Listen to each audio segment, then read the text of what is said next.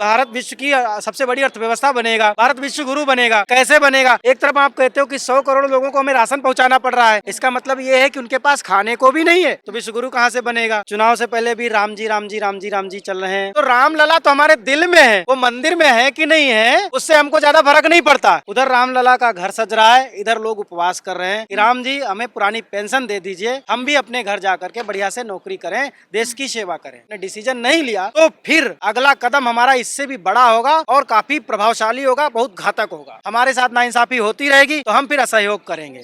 वो असहयोग हड़ताल में भी हो सकता है कि सरकार से लड़ेंगे, सरकार जरूरत पड़ी तो चुनाव में भी हम इसका असर दिखाएंगे।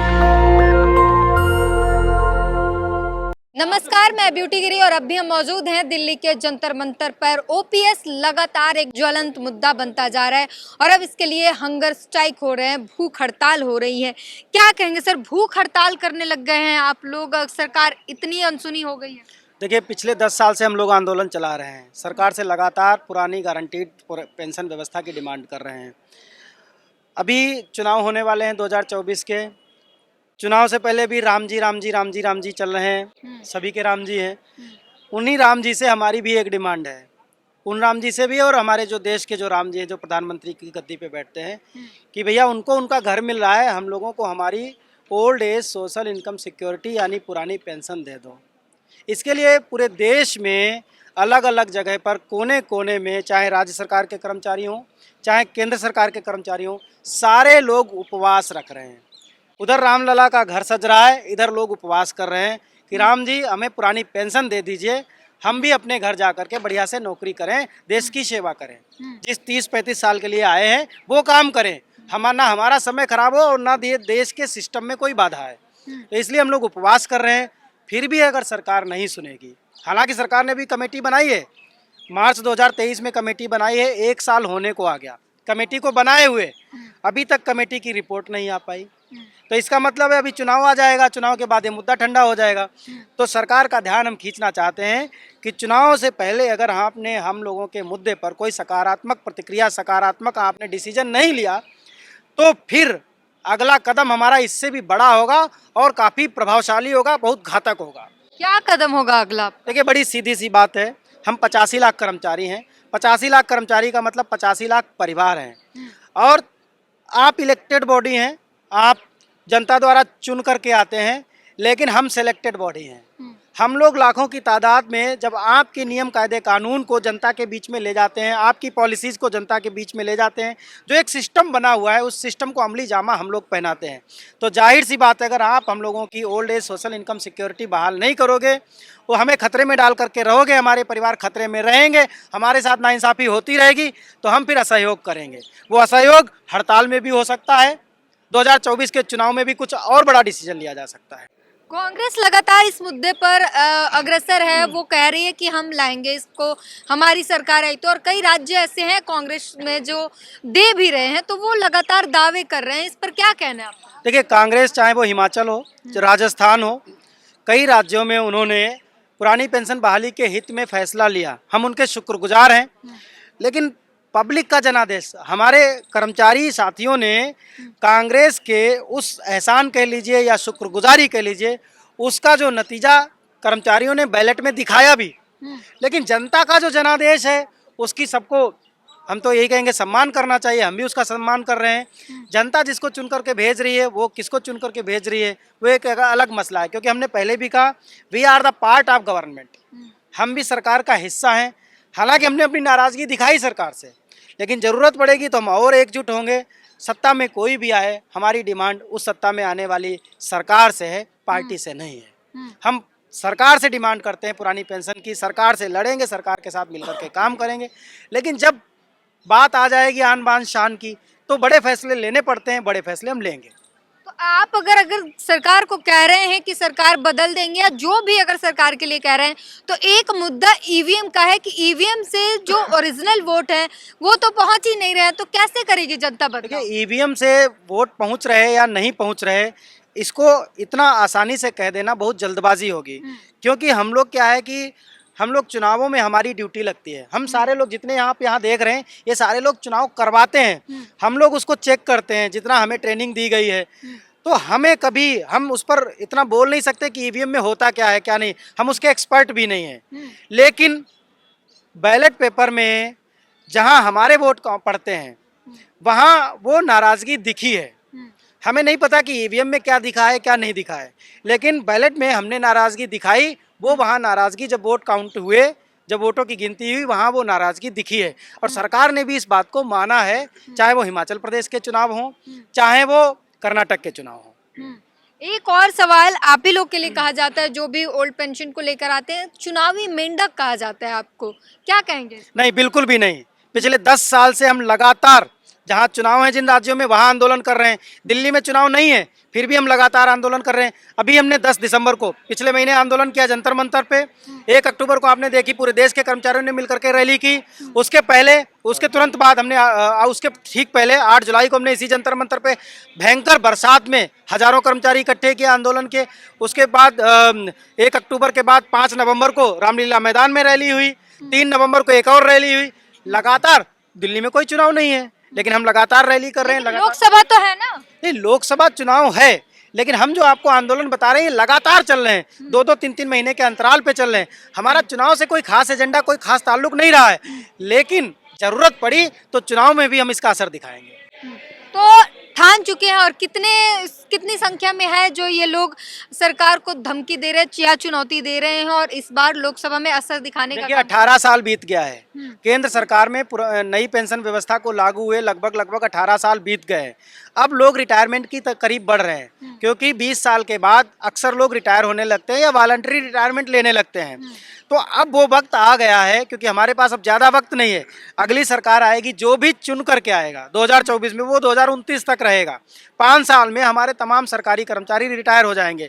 तो ये जो 2024 का लोकसभा का चुनाव है हमारे लिए जीवन मरण का प्रश्न लेकर के आया है कि अगर सरकार नहीं सुनेगी, अगर सरकार नहीं झुकेगी तो फिर हमारे लिए फिर कोई और ऑप्शन नहीं है।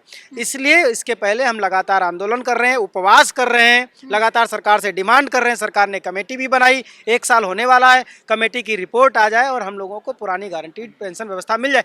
नहीं अगर मिलती है, चुनाव डिक्लेयर हो गया तो जाहिर सी बात है चुनाव में आपको खामियाजा भुगतना पड़ेगा। हम कहें या ना कहें, कर्मचारी खुद परेशान है, उसका परिवार खुद परेशान है। हमारे कहने से कि उस पार्टी को वोट दे दो, उस पार्टी का विरोध करो, ऐसा नहीं है।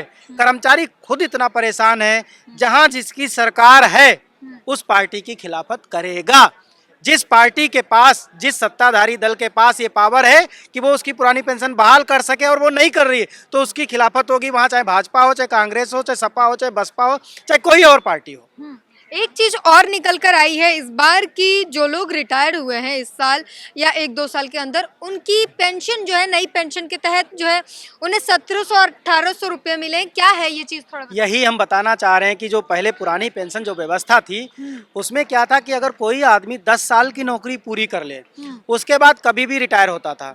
यानी चाहे 60 साल पे रिटायरमेंट है तो 60 साल बाद रिटायर हो जाए, 62 पे रिटायरमेंट है तो 62 पे रिटायर हो जाए, 65 पे है तो 65 साल में उसका रिटायरमेंट हो जाए। उसकी अगर नौकरी 10 साल की पूरी हो गई है तो उस आदमी को रिटायरमेंट के बाद half of the last basic salary plus dearness allowance, old age social income security की गारंटी के रूप में पेंशन दी जाती थी। अब एनपीएस क्या है? कॉर्पस बेस्ड पेंशन स्कीम है। उसका आपकी सेवा से कोई लेना देना नहीं है। आपने 10 साल सेवा की, 20 साल की, 30 साल की, 40 साल की, इस बात से कोई ताल्लुक नहीं है। वो एक मार्केट बेस्ड पेंशन व्यवस्था है। अब कोई आदमी 20 साल की नौकरी अगर करेगा तो उसके पास बहुत कम कॉर्पस होगा। क्यों? क्योंकि 10% कर्मचारी का कटता है, 14% सरकार डालती है। 20 साल की नौकरी में केवल 30-32 लाख रुपए, वो भी तब जब अच्छी नौकरी में होगा, बड़ी पोस्ट पे होगा, तब जमा हो पाएगा। जो लोग रिटायर हो रहे हैं, क्लास 4 में हैं, क्लास 3 में हैं, क्लरिकल ग्रेड में हैं, वो लोग रिटायर हो रहे हैं, उनके पास 10-12 लाख रुपए टोटल कॉर्पस इकट्ठा हो रहा है और 18-20 साल की नौकरी में वो रिटायर हो रहे हैं। उन्हें जब कॉर्पस बेस्ड पेंशन है तो किसी को 1200, 1300, 1400, जबकि इसी गारंटी वाली पेंशन स्कीम में ये भी व्यवस्था थी किसी को 9000 प्लस डियरनेस अलाउंस से कम पेंशन नहीं मिलेगी। ये व्यवस्था भी थी, एनपीएस में वो भी नहीं है। और अगर उसने 10 साल पूरे कर लिए थे तो half of the last basic salary plus dearness मिला करके किसी की भी पेंशन 20-25 हज़ार रुपये से कम नहीं बनती। वो एनपीएस में आप सोचिए 1200, 1500, 700, 400, तो क्या वो खाएगा, क्या बचाएगा, क्या वो बच्चे पालेगा, क्या वो दवाई कराएगा? तो उसको तो आपने सड़क पर ला करके डाल दिया। आप बात करते हो विश्व आर्थिक, भारत विश्व की सबसे बड़ी अर्थव्यवस्था बनेगा, भारत विश्व गुरु बनेगा, कैसे बनेगा? एक तरफ आप कहते हो कि 100 करोड़ लोगों को हमें राशन पहुंचाना पड़ रहा है, इसका मतलब ये है कि उनके पास खाने को भी नहीं है। और 1 करोड़ आदमी यहाँ, उसके पास पेंशन की गारंटी नहीं है, तो वो भी रोड पे आ जाएगा। तो 101 करोड़ आदमी तो आपने ऐसे निकाल दिए जिनके पास खाने के लाले पड़े हुए हैं, तो विश्वगुरु कहाँ से बनेगा? क्या उन 30 करोड़ लोगों की दम पे भारत विश्व गुरु बनेगा? क्या उन 30 करोड़ लोगों की अर्थव्यवस्था के दम पे भारत सरकार के, भारत के जितने भी नागरिक हैं, सबका भला हो जाएगा?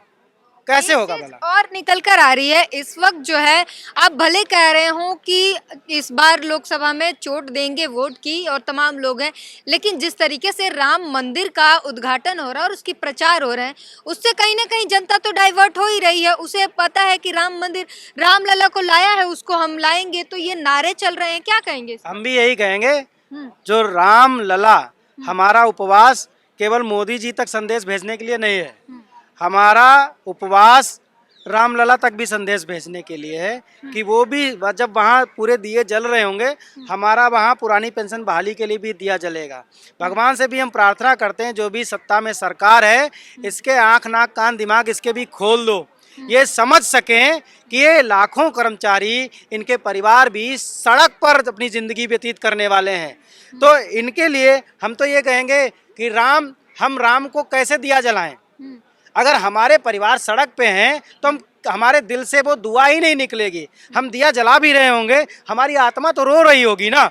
हम भी चाहते हैं कि राम का दिया जलाएं, हमारा परिवार भी दिया जलाए, लेकिन हमारे घर अंधेरे हैं तो हम दूसरे घर में कैसे दिया जलाएं? लेकिन बात चुनाव की करें तो जनता तो डाइवर्ट हो रही है ना, उसे लग रहा है राम आ रहे हैं। जनता के मैंडेट का ये हिंदुस्तान है। मैं तो ये कहूँगा कि हिंदुस्तान में क्या है कि लोग सेंटिमेंट्स के साथ खेलते हैं। हम कौन लोग हैं? हम उसी जनता के बच्चे हैं जिन लोगों को नौकरियों की ज़रूरत है।